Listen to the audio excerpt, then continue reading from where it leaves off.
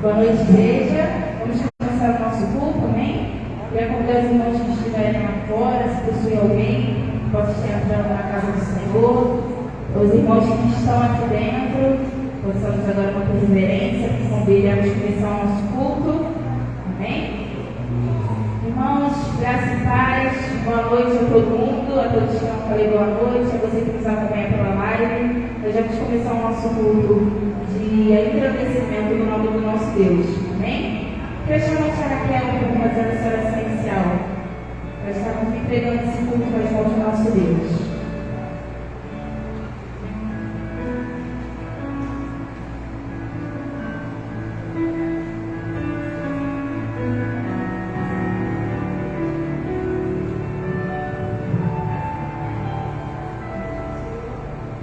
Senhor nosso Deus, nosso Pai que está nos céus, nós queremos te agradecer. Deus, que estamos aqui na tua casa, Senhor, nesta noite, para agradecer ao privilégio, Senhor, da vida, do Senhor que nos dá,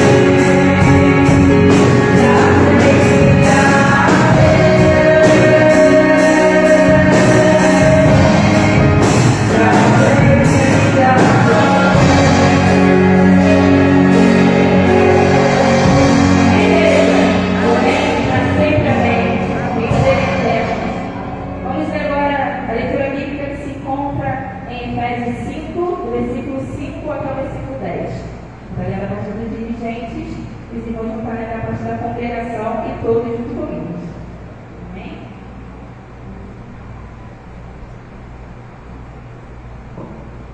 Amém. Efésios 5, é isso mesmo? Efésios 5, versículo 5 até o versículo 10. Tá? Vou ler então com os irmãos. Vós, servos, obedecei a vossos senhores segundo a carne, com temor e tremor, na sinceridade de vosso coração, como a Cristo, não servindo à vista para agradar aos homens, mas como servos de Cristo, fazendo de coração a vontade de Deus, servindo de boa vontade, como ao Senhor e como aos homens. Congregação? Sabendo que cada um receberá do Senhor todo o bem que fizer, seja servo, seja livre. Todos nós vamos? E vós, senhores, fazei o mesmo para com eles, deixando as ameaças, sabendo também que o Senhor deles é o nosso está no céu, e que para com ele não há acepção de pessoas. No demais, irmãos meus, fortalecei-vos no Senhor e na força do seu poder. Vamos nessa parte, essa última parte bem forte. No demais, irmãos? Vamos. 1, 2, 3. No demais, irmãos meus, fortalecei-vos no Senhor e na força do seu poder. Amém? Queria que você pode se assentar em nome de Jesus. Boa noite, graça e paz. É bom podermos estar unidos nesta noite para juntos louvarmos e bendizermos o nome do Senhor. Você que está nos assistindo pela mídia social, Deus abençoe a sua vida e nós esperamos que a palavra de Deus será pregada, os hinos que foram cantados sejam extremamente edificadores para a vida de cada um de vocês que acompanham pela mídia social, mas também para a vida dos irmãos que estão presentes neste culto, para a gente estar louvando e bendizendo o nome do Senhor. Um domingo caloroso, bastante calor, mas graças a Deus nós temos o privilégio, nós temos a oportunidade de estarmos na casa do Senhor. Que Deus poderosamente esteja nos abençoando. Eu quero orar por você, eu quero nesta hora convidar você a baixar sua cabeça, fechar os seus olhos. Nós vamos orar ao Senhor. Pai, no nome do teu Filho, nosso Senhor e Salvador Jesus Cristo. Obrigado, Senhor, pelos louvores, obrigado pela palavra, quando somos desafiados a estarmos fortalecidos no Senhor, porque o Senhor está fortalecido no Deus Todo-Poderoso. Pedimos que esta noite seja uma noite de edificação, onde a tua palavra possa ser pregada. Queremos nesta hora invocar, Senhor, a tua presença neste lugar e pedimos em nome de Jesus que o Senhor dê ordem aos teus anjos para repreender toda ação do mal, Senhor. Que nada nem ninguém possa impedir nesta noite o nosso culto, a nossa adoração. Envolva-nos com o espírito de reverência na tua presença, porque agora nós estamos diante do Deus Todo-Poderoso. Então, cale-se o céu, cale-se a terra, diante da majestade desse grande Deus. Que essa noite seja uma noite de edificação e salvação, para que teu nome seja glorificado e exaltado. Choramos, agradecidos em Jesus. Amém. Amém. Irmãos, eu quero lembrar os queridos que próximo domingo, pela manhã, o culto teve uma mudança de horário. Então, nosso culto domingo que vem começa pela manhã, às 8 horas. Só pela manhã que houve a mudança, às 8 horas. Então, de 8 a 10h30, nós estaremos pela manhã com a nossa escola bíblica dominical. E após a nossa escola bíblica dominical, o nosso culto também ao Senhor. À noite, continua às 19 horas, então não houve alteração à noite. Mas, domingo que vem, 8 horas da manhã, começa o nosso culto. vai vir para a igreja, o sol está ainda bem ameno, né, bem fraco, e quando você também estiver saindo, você não vai pegar um sol de quase meio-dia, de 11 horas da manhã.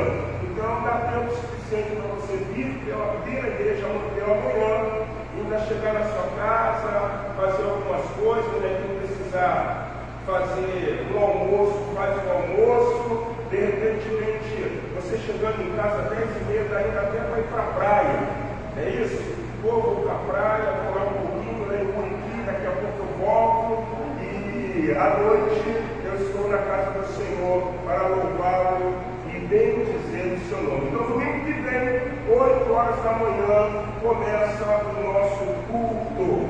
E eu também quero avisar os irmãos que mês de maio, a Igreja Batista Memorial de Rocha Miranda ela vai completar 50 anos de existência. Então, se classifica isso como jubileu de ouro. Eu gostaria já de desafiar você, como membro dessa comunidade, a estar orando. E o nosso planejamento é que, em 50 anos de existência dessa comunidade, nós estejamos verdadeiramente levando o Evangelho do Senhor Jesus Cristo. Então, ore pelo aniversário da igreja. Existem coisas que, junto à igreja, nós estaremos edificando. Daqui a algum tempo nós estaremos falando com mais clareza a respeito disso.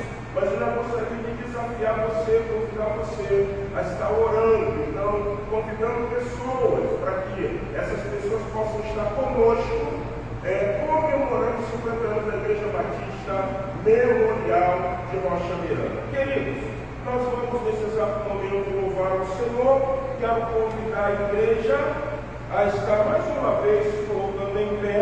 Nós vamos cantar um hino ao Senhor. Eu quero convidar você a abrir o seu hinário, o hino de número 579. É um hino alusivo ao aniversário da igreja, mas eu gostaria de cantar esse hino com vocês, porque a igreja do Senhor é triunfante. Então, o hino de número 579 do nosso canto cristão. Esse hino nos leva à compreensão de que nós somos desafiados a, como evangelizadores, proclamadores das boas novas, lutar contra as obras infrutíferas das trevas. Então vamos proclamar Jesus como nosso Senhor e Salvador. 579 do nosso canto cristão. Olhando para Cristo.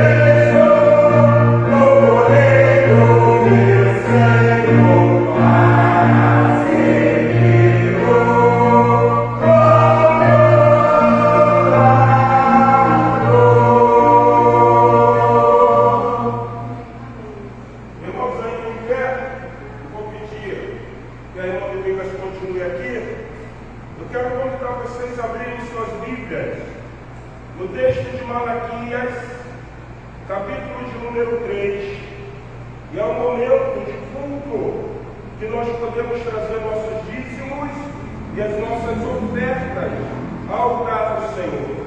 Malaquias 3, a partir do versículo 10, fala o seguinte: trazei todos os dízimos à casa do tesouro, para que haja mantimento na minha casa. E provai-me nisto, diz Adonai, Senhor dos exércitos, se eu não vos abrir as janelas do céu e não derramar sobre vós bênção sem medida. Nós temos hoje o privilégio, nós temos hoje a oportunidade de exercer a nossa fidelidade através do dízimo e também através das nossas ofertas. Quando nós temos o privilégio ou o momento no culto de ressaltarmos esse texto para nós é extremamente desafiador. Por quê? O texto mostra que o exercício da fidelidade de um povo supre a necessidade. Deus é poderoso para fazer muito mais do que pedimos ou pensamos, mas Deus requer que eu e você sejamos servos fiéis. Então Malaquias exorta o povo, porque o povo deixou de cumprir fidelidade. E é interessante que quando nos tornamos ou quando nós exercemos fidelidade, o texto da palavra diz que Deus olha para o céu e Ele tem a satisfação de abençoar a sua casa, de abençoar o seu povo. Então você que trouxe o seu dízimo, você que trouxe a sua oferta, você não vai ficar rico. Não significa que a doença ou a escassez vai deixar de chegar na sua casa. Mas o texto ensina para nós que nós estamos dizimando e ofertando não pelo que dizem que vamos receber, mas nós estamos ofertando e dizimando porque a palavra nos ensina a ser fiel. Então é fidelidade ao Senhor. Louvamos ao Senhor com o hino de número 380 do nosso cantor cristão.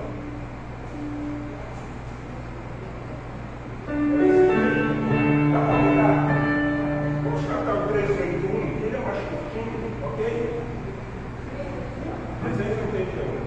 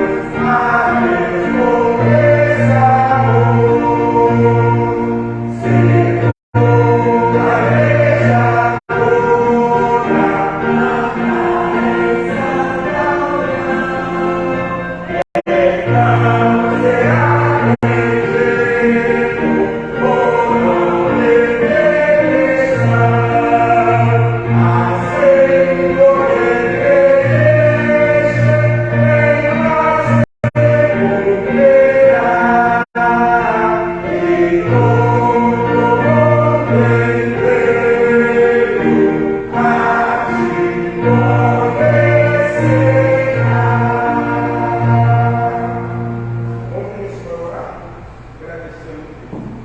Mas é bom que aqui estamos, ó Pai, na tua presença. Amém, Deus. Para agradecer, ó Deus, por essa oportunidade. Amém. Obrigado, Senhor, porque já cantamos o louvor a Ti, já é a tua palavra, Deus, e louvamos ao Senhor também pelo nosso Espírito, que está na terra. E nessa hora, Pai, eu peço que abra os nossos ouvidos, abra o nosso entendimento para a tua palavra. E tudo que foi feito até aqui, ó Deus, seja único e exclusivamente para te adorar, para te louvar e agradecer o teu santo nome na nossa vida. O Teu Espírito abençoando cada pessoa que presente, cada família que representada e aqueles que estão nos seus lares também que estão acompanhando pela live. Essa oração, Deus, que eu te faço, Deus perdoa pelos nossos pecados, em nome de Jesus eu te agradeço. Amém. Queridos, também quero convidá-los a estarem abrindo as suas Bíblias em Atos dos Apóstolos, capítulo de número 24, e gostaria de compartilhar com vocês o versículo 22 até o versículo de número 25. Atos dos Apóstolos, capítulo de número 24, do versículo 22 a 24. Diz assim a palavra do Senhor: Então Félix, conhecendo mais acuradamente as coisas com respeito ao caminho, adiou a causa, dizendo: Quando descer o comandante Lísias, tomarei inteiro conhecimento do vosso caso. Félix falando a Paulo, e mandou ao centurião que conservasse a Paulo detido, tratando com indulgência, e não impedindo que os seus próprios o servissem. Passava alguns dias, vindo Félix com Drusila, sua mulher, que era judia, mandou chamar Paulo e passou a ouvi-lo a respeito da fé em Jesus Cristo, ou Cristo Jesus, dissertando ele, Paulo, acerca da justiça, do domínio próprio e do juízo vindouro. Ficou Félix, governador, amedrontado e disse: Por agora pode retirar-te, e quando eu tiver vago ao tempo disponível, irei chamá-lo. Senhor, toma a tua palavra, abençoa-nos, te oramos em nome de Jesus. Amém, amém. E você pode se assentar. Hoje pela manhã, no nosso culto após a escola bíblica dominical, nós vimos uma coisa extremamente importante e que nós entendemos como sendo um dever que o Senhor Jesus deixou para a igreja. Nós vimos João Batista, que estava com 2 discípulos. O texto deixa bem claro que é André, irmão de Pedro. O outro discípulo, nós não sabemos quem é. E é interessante que quando Jesus Cristo passa, João Batista direciona a palavra aos 2 discípulos seus e diz aí: eis o Cordeiro de Deus. E ali a Bíblia mostra claramente que após André e o outro discípulo ter ouvido a apresentação, eles vão ao Senhor Jesus, e o texto de João diz que eles perguntam a Jesus aonde Jesus morava, e Jesus fala: vem, siga-me. Entendemos uma segunda colocação: quando Jesus nos é apresentado, nós vamos ouvir a sua voz e vamos segui-lo.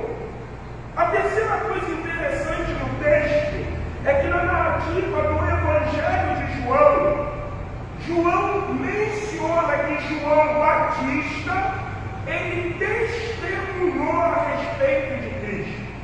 Então, quando Jesus a nós é apresentado, passamos a seguir a sua voz, nós vamos testemunhar de Jesus.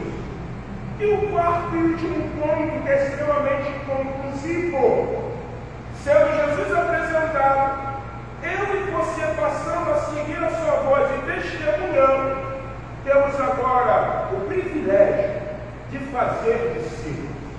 A Bíblia diz que após André ter ouvido, ele vai ao seu irmão, que é Simão, que torna-se Pedro. E diz a Bíblia que após André ser apresentado a Jesus, seguir a voz de Jesus e testemunhar de Jesus, ele vira para o seu irmão e diz assim: encontramos o Messias, encontramos o Cristo. E a Bíblia diz que Simão, que se torna Pedro, passa a seguir. O que Deus deixou claro para nós, na manhã deste dia, ou na manhã que passou já estamos à noite, é que a igreja do Senhor Jesus, ela precisa executar o mecanismo da evangelização. E uma coisa muito importante, uma igreja evangelizadora, uma igreja proclamadora das boas novas, ela não encontra espaço para algumas coisas que têm alterado a vida dos cristãos que compõem a igreja desse tempo. Por exemplo, desânimo.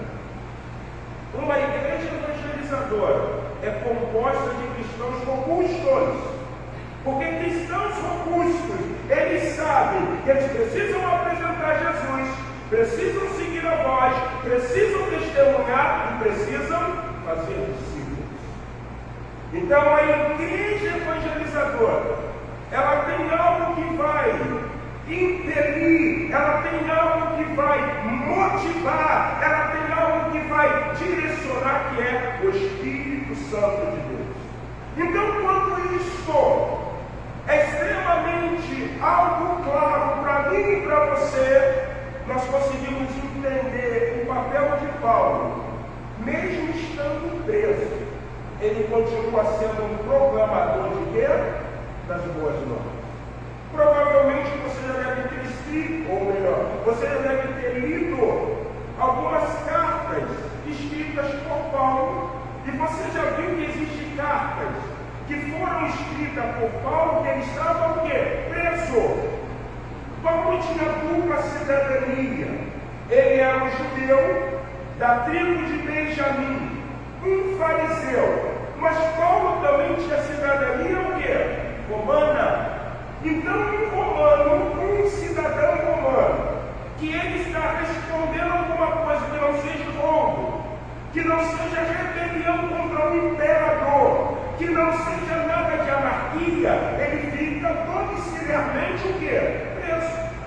E é o que você encontra na narrativa do texto. Paulo está preso, mas ele tem liberdade de quê? De pregar a palavra de Deus. O que eu quero dizer para você é o que eu disse no início da palavra introdutória. Se nós entendermos como igreja lavada e redimida pelo sangue de Jesus, a nossa missão como proclamadores, nem a guerra, nem a morte, nem a tristeza, nem a angústia pode nos separar do amor que está em Cristo Jesus.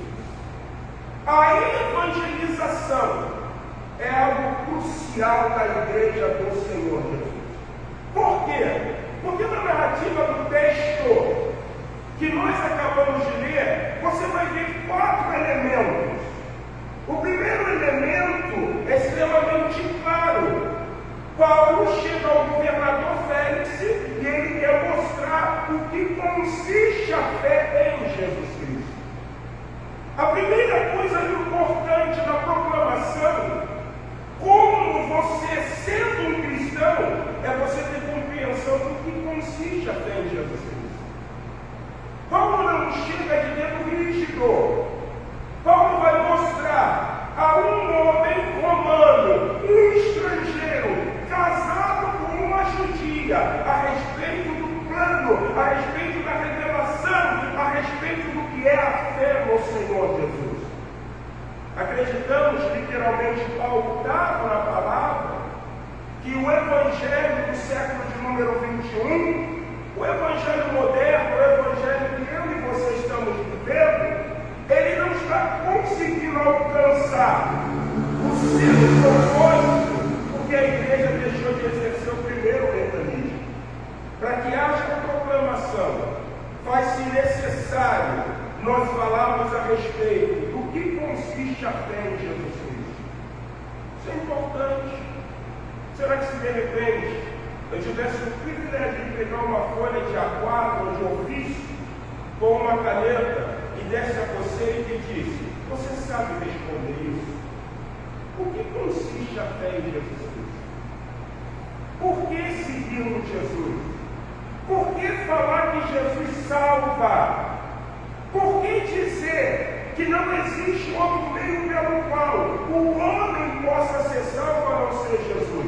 Então Paulo, como um proclamador, ele apresenta um Cristo que ensinou a seguir a voz, que ensinou a testemunhar como ideal, fazer de Félix um discípulo.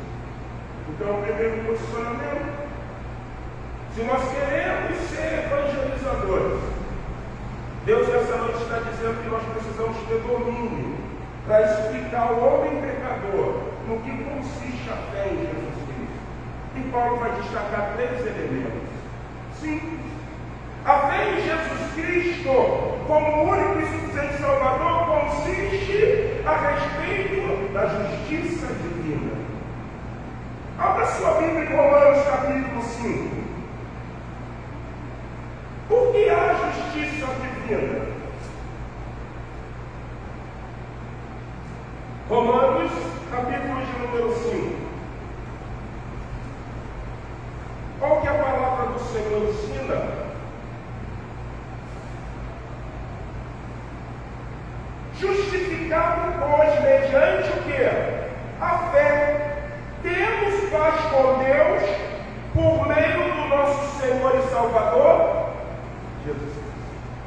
A fé em Jesus Cristo consiste numa justiça que nos leva à reconciliação, que nos leva a sermos absolvidos do nosso quê? Pecado. Por que precisamos difundir Jesus? Por que precisamos mostrar o que consiste esta fé?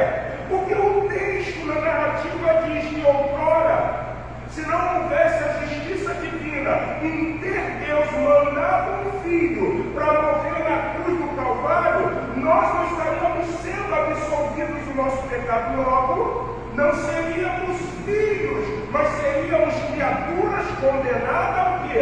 Ao juízo eterno. Então Paulo chega e ele mostra o aspecto da justificação.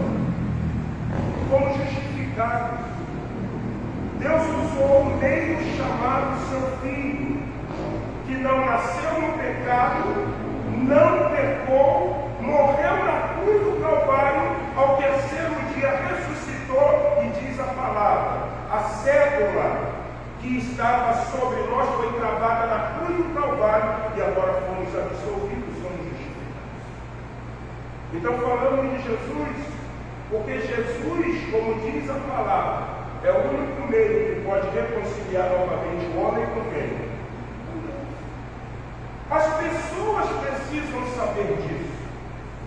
As pessoas precisam ter uma compreensão de que quando o pecado adentrou o mundo, trouxe injustiça, mas quando Jesus vem para desfazer as obras das trevas e levar sobre si o pecado da humanidade, Deus traz a sua justiça.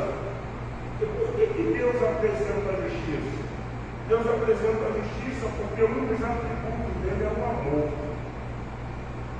Paulo chega para Félix e diz que a fé em Jesus consiste em absolvição de pecado, por intermédio da morte expiatória de Jesus Cristo, que foi entregue, foi enviado por um Deus que amou o homem. Isso é fundamental. Então podemos dizer que a fé em Jesus consiste em sermos justificados, mas a fé em Jesus mostra a grandeza do amor de quem? De Deus. Será que você se preocupa com isso? Será que isso é algo que move você?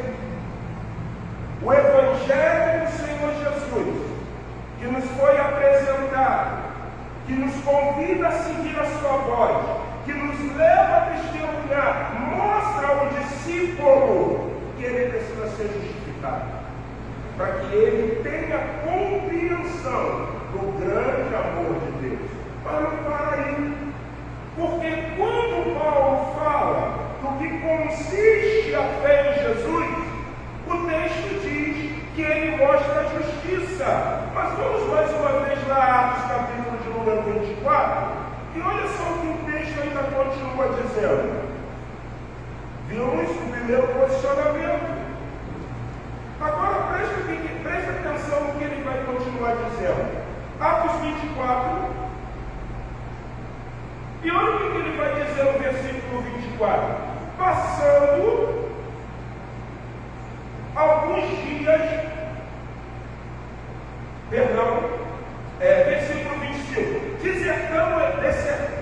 dissertando ele acerca da justiça, mas também de quê? Do domínio próprio. Quando você lê esse texto, você fala domínio próprio, vem na tua mente o que? O homem iracundo, ele precisa ter o quê? Domínio próprio. Paulo não está falando para Félix a respeito do fruto do Espírito. Paulo está apresentando a fé em Jesus Cristo. E aí o que Paulo quer falar? Uma coisa muito notória. Se eu fui apresentado, se eu sigo a voz, se eu testemunho e faço o discípulo entendendo que o discípulo é justificado em amor, ele também precisa compreender que a fé em Jesus requer abstenções. Isso é domínio próprio. Tudo aquilo que domina a tua vida se torna na tua vida o teu quê? Meu Deus. Meu Deus. Muitas pessoas, elas não estão conseguindo ir a Jesus porque ainda eles não provaram de quê? Domínio próprio. Vamos dar um exemplo? Sociedade carioca, Rio de Janeiro. Pastor, um calor desse danado. Poxa, pastor, eu vou largar minha escola, eu vou largar minha raiva, eu vou largar isso. Então isso mostra que ele ainda não tem o quê? Domínio próprio. As pessoas estão sendo dominadas pelos vícios, mas elas assim mesmo ainda querem ter um encontro com quem? Com Jesus. Isso é impossível. A Bíblia fala uma coisa interessante que Jesus ensinou. Nós não podemos ter dois o quê? Senhores. Não se pode adorar a Deus e adorar o quê? As riquezas. Quando Paulo chega ao governador Félix, ele está apresentando a absolvição de pecado. Paulo está deixando extremamente claro para o governador Félix que como o homem pecou, e destituído está o quê? A glória de Deus. O homem que diz que não tem pecado, a Bíblia diz que ele é o quê? Mentiroso. E aí Paulo diz, Félix, a justiça de Deus se manifesta na absolvição. Jesus é o caminho e a verdade e a vida. Ele pode te reconciliar com Deus. Mas para que você esteja sendo reconciliado com Deus, você precisa ter o quê? Domínio próprio. Em outras palavras, quando nós falamos da fé em Jesus, nós estamos dizendo de renúncia. Largar o mundo e passar a viver para quem? Para Jesus Cristo. As pessoas estão mais atraídas pelo hedonismo, pelos prazeres que o mundo oferece, mas eles querem ir para o céu. Não existe essa condição. Porque a Bíblia está dizendo que Paulo chega agora para o governador e diz, a justiça divina, mas há também algo que você precisa fazer. Você prestou atenção? O que eu quero que você entenda é o seguinte: Deus é poderoso para tudo. É ou não é? Eu sou batista, eu sou arminiano, então a minha tese vai ser arminiana. Jacob Arminio, ele fala sobre eleição. João Calvino, ele fala sobre predestinação. Eu sou arminiano. E ali eu vou usar isso como exemplo. Deus Deus, ele justifica. Ele manda um filho para morrer aonde? Na cruz do Calvário. Ele cumpriu o papel? Sim. Mas agora existe o papel do homem. Eis que estou à porta do teu coração. Estou fazendo toque. Se você tiver domínio próprio, largando os prazeres do mundo, você vai abrir, eu vou entrar e vou ter comunhão com quem? Contigo. Agora é o meu papel. A salvação está sendo oferecida. Mas cabe você aceitar ou o quê? Rejeitar. O que Paulo está dizendo para o governador é simplesmente isso. Sabe qual é o grande problema, velhos? Não é a justiça divina. Porque a justiça divina trouxe justificação. Absolveu você do pecado pela fé em Jesus Cristo, demonstrando o grande amor de Deus. Mas só que você precisa ter domínio o quê? O que Jesus está dizendo? A fé nele consiste em largar o pecado. Se eu não largo o pecado, mostra que o pecado ainda tem domínio sobre o quê? A minha vida. A salvação é oferecida ao jovem, a salvação é oferecida à criança, a salvação é oferecida ao ancião, a salvação é oferecida a homens e mulheres. Mas, para que a salvação se torne operante na sua vida, houve uma apresentação. Apresento para você Jesus, o Filho de Deus, que perdoa o pecado.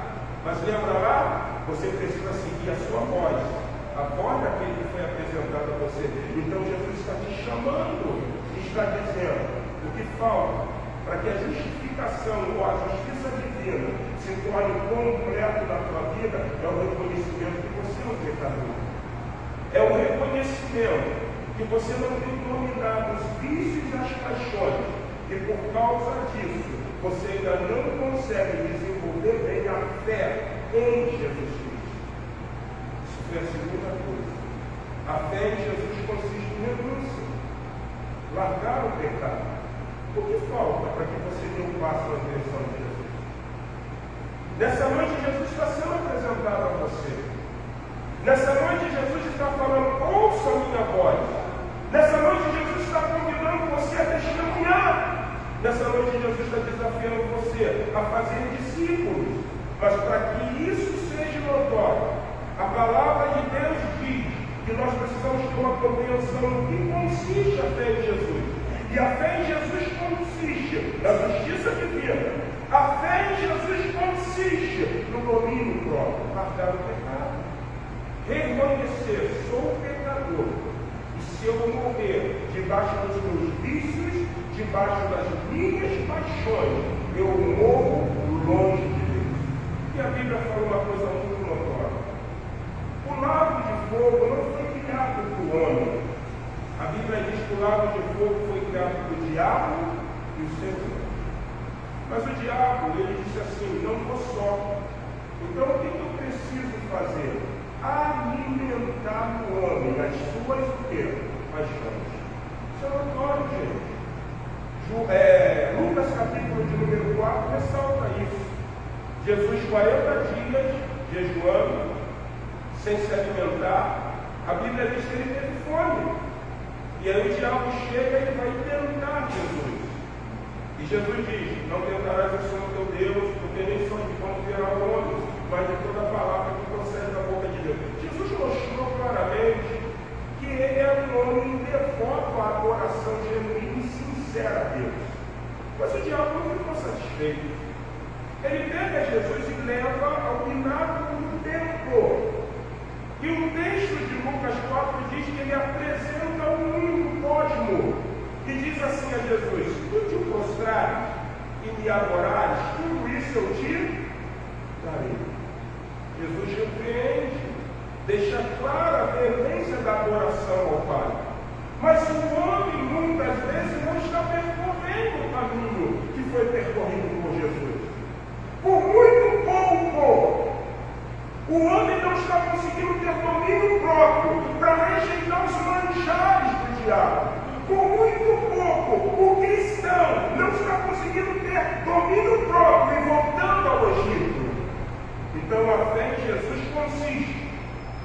apresentação, em seguir a sua voz, em testemunhar, em fazer discípulo e ser alvo da sua justiça, que traz amor e me leva a um domínio próprio. Mas não acaba aí, porque existe uma terceira coisa, e essa terceira coisa é terrível. E eu acredito que por isso Félix ficou amedrontado. Porque Paulo, apresentando a fé em Jesus, ele fala sobre justificação, a justiça divina, ele fala sobre negação, toma a cruz e siga-me, deixar o prazer, deixar o mundo para segui-lo. Mas a terceira coisa, olha o que o texto diz: dissertando ele acerca da justiça, do domínio próprio e de quê? Do juízo vigoroso. Esse é mais terrível. Quando eu estudava, ainda era ensino primário, né? Hoje é chamado ensino fundamental. E no ensino fundamental, você estuda um pouco de história, não é isso? Tem história no ensino fundamental.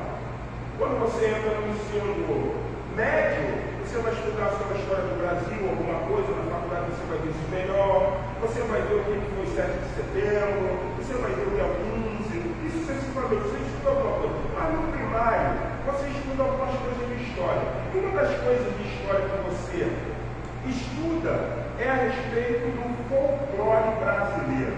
Lembram disso? E no folclore brasileiro, nós temos alguns personagens. Vou ressaltar para lembrar, Curupira, lembra do Curupira? Ele tem um pé para trás, não é isso? Saci Pererê, é aquele menino travesso que nasceu do Bangu, pautado na história de um homem chamado Monteiro Lobato. Lembra da Cuca? Cuidado com a Cuca te pega daqui. Cuca. Mula sem cabeça. Quantos, quando criança, não esperavam da meia-noite para enfiar a faca na bananeira, porque dizer que a bananeira gritava? São os folclores. A sociedade hoje fala que eles usam um termo, né? Quem é mais novo pode me lembrar aí, que eles falam, como é que é o termo? Me fugiu a palavra. Lendas urbanas, não é isso? São lendas urbanas. A gente chamava isso de coisa de folclore. Existe Curupira, gente? Existe mula sem cabeça? Se o irmão de Antônio, ele deve falar que lá quando ele era criança, e lá no Espírito Santo ele viu mula sem cabeça, eu posso até acreditar. Mas não tem mula sem cabeça. Tem Saci Pererê? Não tem. Isso é algo folclore, uma lenda urbana. Mas o juízo vindouro é legal. O juízo vindouro não é uma invenção, não é uma história contada em roda, não é uma história do pescador. Estava dois pescadores conversando, e um virou e falou assim: na minha última pescaria, eu lancei um anzol e veio 2 peixes juntos. História de mentiroso. O segundo pescador, ouvindo que o primeiro havia dito uma mentira, ele falou o seguinte: velho, o companheiro também estava pescando, só que no meu anzol eu coloquei 2 iscas. E aí, compadre, o que aconteceu? Veio 4 peixes juntos. O juízo vindouro não é isso, gente. Abra a Bíblia de vocês em Apocalipse, capítulo de número 22. Olha o que é o juízo vindouro. Antes de falar sobre a perspectiva do juízo vindouro, na dimensão, Apocalipse 20, versículo 11. Antes de entrar na leitura de Apocalipse 20, 11, o juízo vindouro, ele primeiro estabelece o primeiro princípio. E qual é? Quando você lê Atos dos Apóstolos, a Bíblia diz que Jesus morreu, ressuscitou, foi visto por mais de 500 testemunhas oculares, dentre a qual o autor que escreveu Atos ainda diz que algumas estavam vivas. Jesus ressuscita, ele vai aos discípulos, ele se apresenta aos discípulos, e ele dá uma missão aos discípulos, e ele diz: ficar em Jerusalém, até que do alto seja revestido de poder. Olha, eu estou indo para o Pai, mas também vou o quê? Voltar. Então a primeira coisa interessante no juízo vindouro é que se Jesus veio para trazer a justificação, demonstrar o grande amor de Deus, e ele foi levado ao Pai, inaugurando a sua igreja, significa que ele também vai o quê? Voltar. O problema é que lançaram para nós uma coisa e nós tornamos emenda urbana. Morreu, acabou. Mentira. Mentira. Morreu, não acabou. Hebreus capítulo 9, versículo 27 diz assim: está ordenado ao homem morrer uma vez só, vindo depois disso o juízo. O texto de Eclesiastes, capítulo 12, se não me engano, vai dizer o seguinte: o pó volte à terra como dantes, e o Espírito a Deus o qual concedeu. A palavra de Deus em 1 Coríntios capítulo 15 diz que todos ressuscitarão e comparecerão diante do tribunal. Então Paulo, ele começa a mostrar que Jesus veio e ele vai o quê? Voltar. A questão é a seguinte: você está preparado para a volta de Jesus? Olha o que Apocalipse capítulo 20, versículo 11 vai dizer: vi um grande trono branco, e aquele que nele se assentava, de cuja presença fugiram a terra e o céu, e não se achou lugar para eles. E vi também os mortos, os grandes e os pequenos, posto em pé diante do trono. Então se abriram livros, ainda outro livro, o livro da vida, foi aberto. E os mortos foram julgados segundo as suas obras, conforme o que se achava escrito no livro. Isso aí é uma coisa de Deus.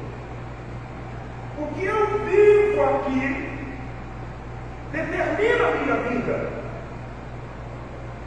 A Bíblia fala na narrativa de Apocalipse, na narrativa de João, quando escreve isso num lugar chamado Ilha de Patmos, que estava na Ásia Menor, hoje Turquia. Ele diz o seguinte: eu tive uma visão, e a visão eu vi Bíblios, palavra grega para coleção de livros. Então ele viu Bíblios. Bíblia é a coleção de vários livros. E ele diz que viu um livro chamado Livro da Vida. O livro da vida ele é mencionado a primeira vez quando Moisés fala com Deus e diz assim: Senhor, tem misericórdia, eu sei que a alma que pecar ela vai morrer. Então, Senhor, não diz o meu nome no livro da vida. E Deus diz: eu não diz o nome do livro da vida, a alma que peca essa morre. Então você vai ouvir a primeira menção disso, o livro da vida. E o livro da vida, ele traz a ideia bíblica de que, quando eu dou um passo na direção de Jesus, a Bíblia diz que quando um pecador se arrepende, a festa no céu, e o seu nome vai para onde? O livro da vida. Você pode estar desviado. Teu nome está no livro da vida. Porque se Jesus voltar e você estiver desviado, ele vai dizer assim: eu nunca te rejeitei, mas você sempre me rejeitou. E olha o que são as suas obras. Olha como você se posiciona.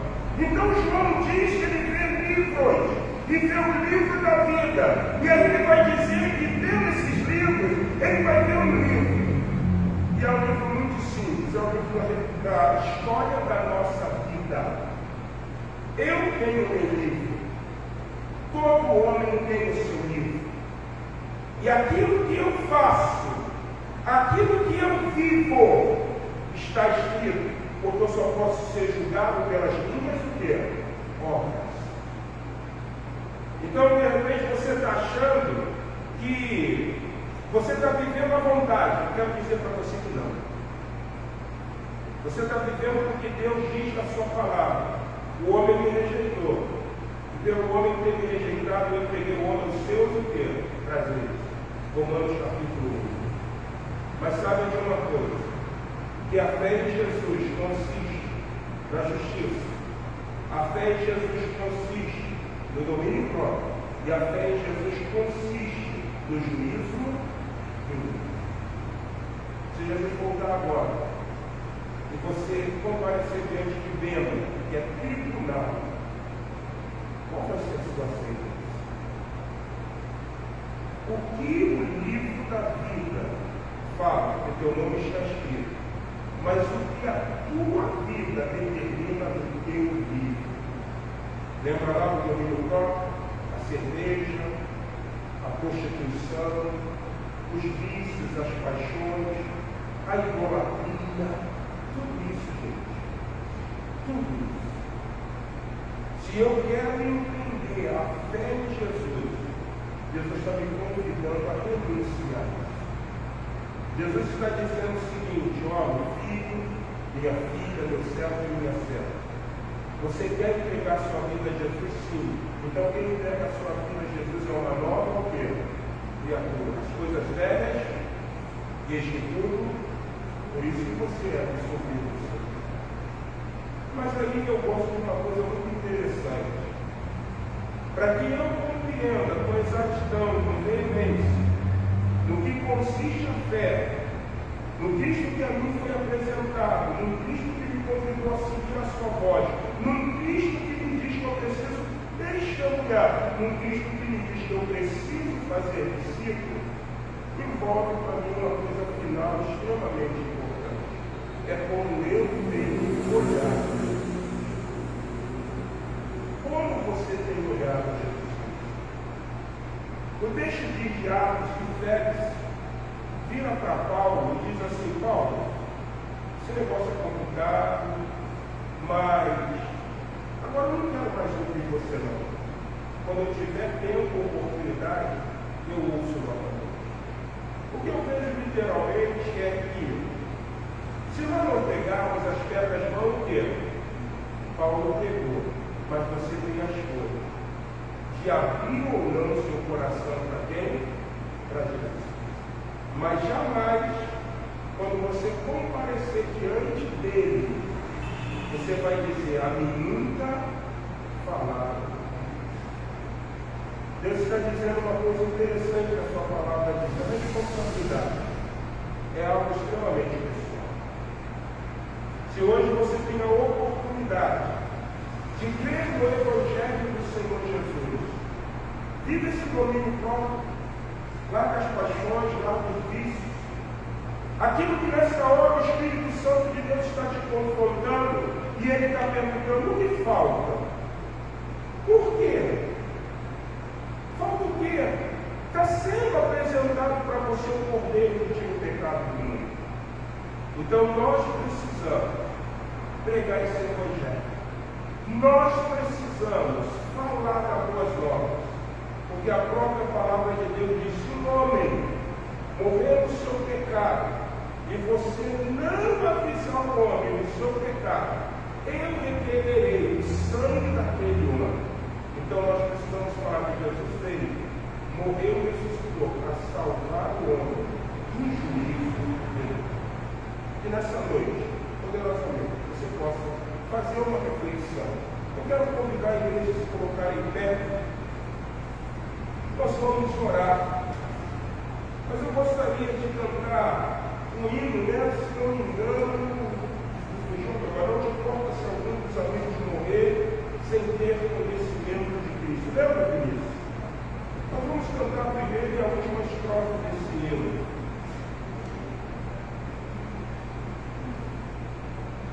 Não nos falaram de Cristo, pegou aí 447. Vamos cantar a primeira e a última estrofe desse hino. 447 do nosso cantor cristão.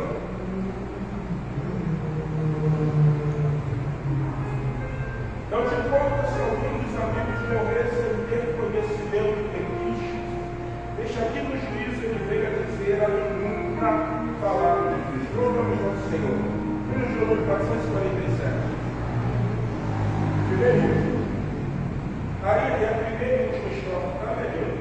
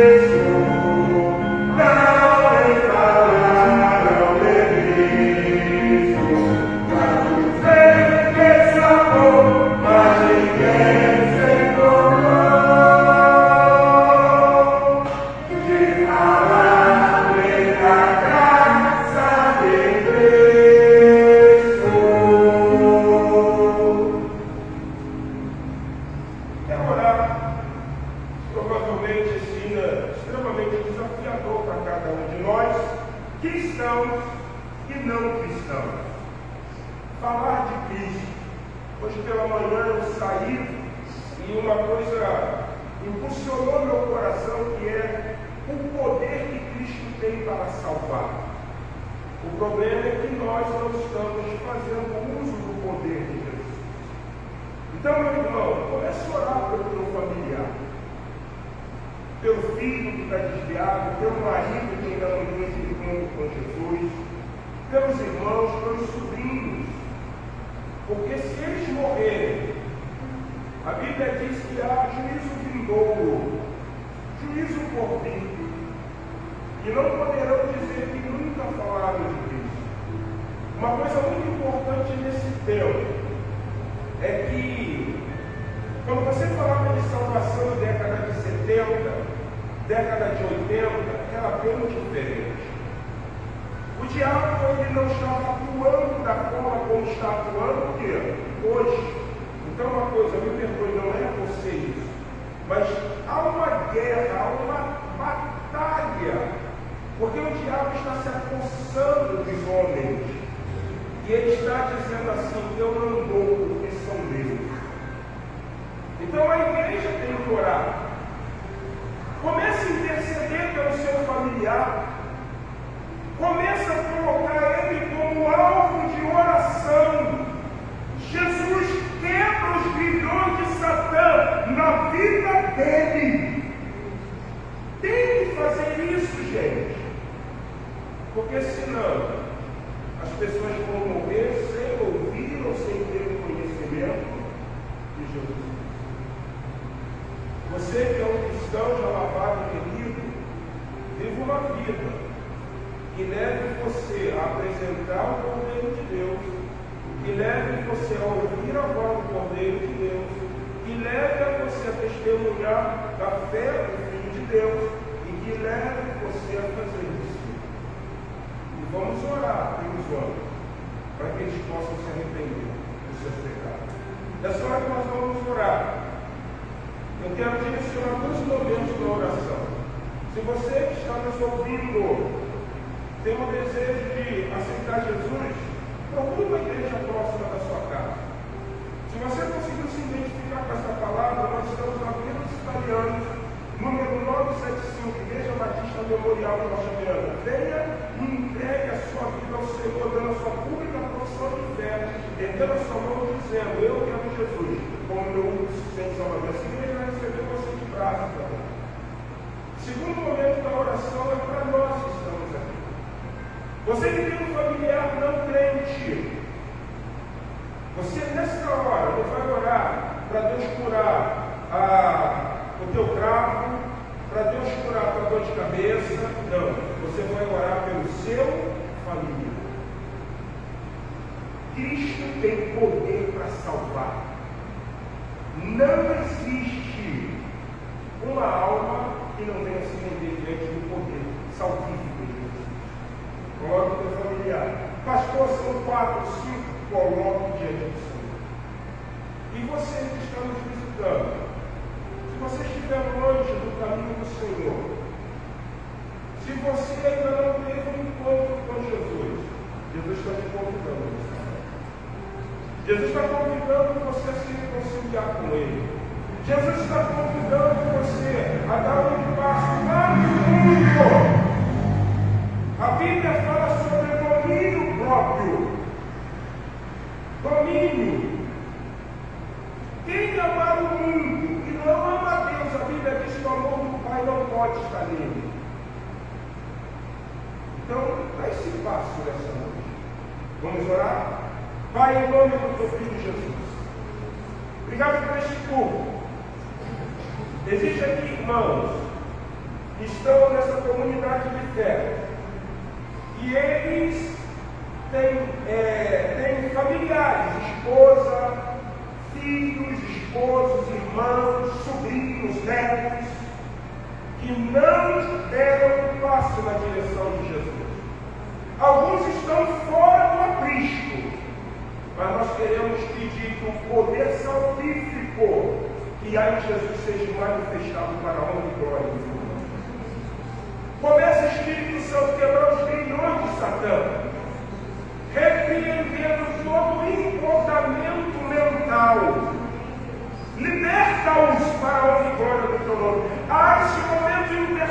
acessório, aonde nós queremos entrar no forte do inimigo, sobre a autoridade de Jesus e libertar os cativos.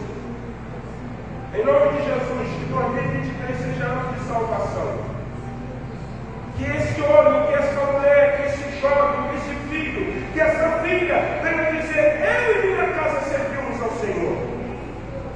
E Senhor, eu quero colocar nessa hora, se há alguém aqui que está desviado da presença do Senhor, se há alguém aqui que largou o aprisco, o Senhor convida para que ele volte. Se há alguém aqui que ainda não deu a sua pública profissão de fé, dizendo: eu aceito Jesus como meu único e suficiente Salvador, que esse seja uma noite. Pai amado, nessa hora nós pedimos em nome de Jesus que o Espírito Santo de Deus esteja trabalhando, porque é um momento de luta, é um momento de briga, é um momento onde Jesus está dizendo: eu sou o Senhor da vida e trago vida, quebra os grilhões, no nome de Jesus. Repreende toda ação do mal e abençoa-nos nesta noite. Te oramos crendo, agradecidos, no nome de Jesus. Amém, amém. Então posso terminar esse culto sem perguntar alguém nesta noite que entendeu essa mensagem e quer dar um passo na direção de Jesus. Pastor, eu quero Jesus como meu único e suficiente Salvador. Alguém? Pastor, eu estou fora do aprisco, mas nessa noite eu quero voltar. Alguém que esteja longe da presença do Senhor e nessa noite quer retornar? Alguém que ainda não deu a sua pública profissão de fé, dizendo: eu creio em Jesus como meu único e suficiente Salvador, e quer dar? Onde está a primeira pessoa? Alguém? Alguém? Se hoje eu ouvis a voz do Senhor, não vou estar em nosso coração. Alguém? Pastor, eu quero Jesus. Eu sei que é difícil, eu vejo no Senhor. Eu sei que é isso. Alguém? Alguém? Senhor, lá, que Deus poderosamente em Jesus abençoe nossa vida. Vamos orar, queremos dizer que foi bom ter você aqui participando virtualmente neste culto. Deus te abençoe, Deus faça com que a semana seja uma semana de bênção para você. Que o Senhor te guarde, que o Senhor te proteja, que o Senhor faça resplandecer sobre ti o seu rosto e envie a ti a sua poderosa paz. Irmãos, nesse momento, orar agradecendo a Deus.